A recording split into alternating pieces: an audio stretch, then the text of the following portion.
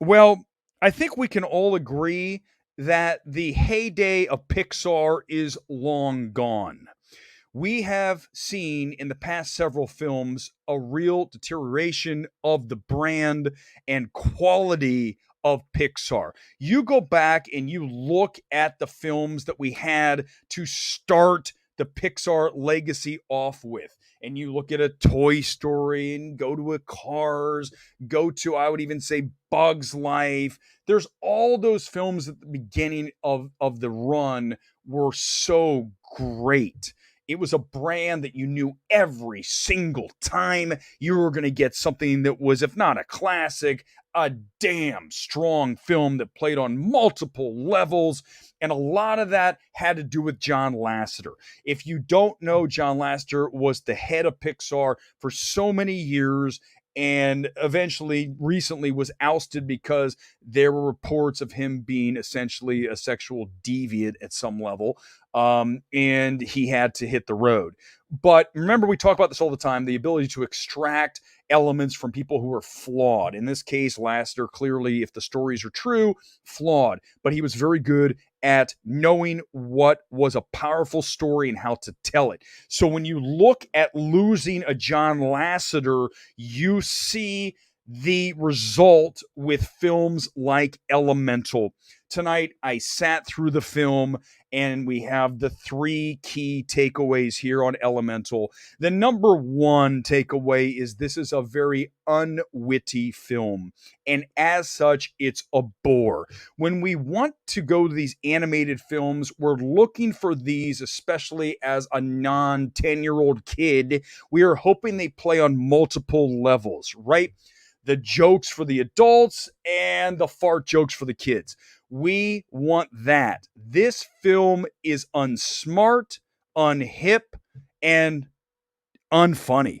And when that combination comes together with an animated film, unless you're 10 years old, it's not going to do much for you. And as such, I was bored out of my mind watching this film that felt like 2 hours. It was 140, should have been 130. It is a great idea, gutted by mediocrity. You have a fire and a water couple, okay? They exist in the elemental world, and they're opposites from other sides of the railroad tracks. Think West Side Story with no songs and no soul. And then you have Elemental, where the fire girl and the water guy get together in spite of all the obvious obstacles that would go with a fire girl and a water guy. Now, the other problem with this film, aside from being unwitty and not clever and a mediocre script, and that's being generous as hell, is that you have two relative newcomers voicing Mrs. Fire and Mrs. Ice. Water, whatever. Don't make me do this. I'm already struggling. When you have those two, and you've got two actors that we don't know who they are, and they don't. Here's the thing. I normally don't care when you watch animated whether the voices are famous or not. I've been gone on huge rants about that. But in this case, I can tell you right now, if you'd replace the actor who's a nobody, okay, nobody you've ever heard of, if you replace, which is shocking for animated film, right? That almost never happens.